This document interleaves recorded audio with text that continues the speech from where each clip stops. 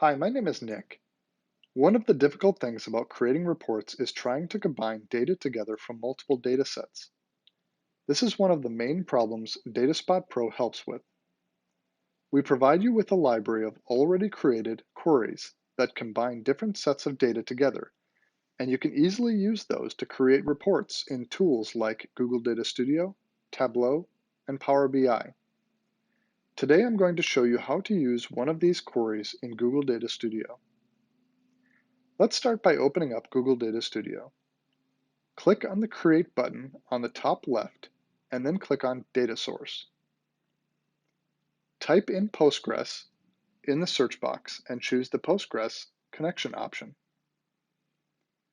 Copy and paste the connection settings from DataSpot Pro and click Authenticate. At this point, you should see a list of all the tables you have available to you in your account.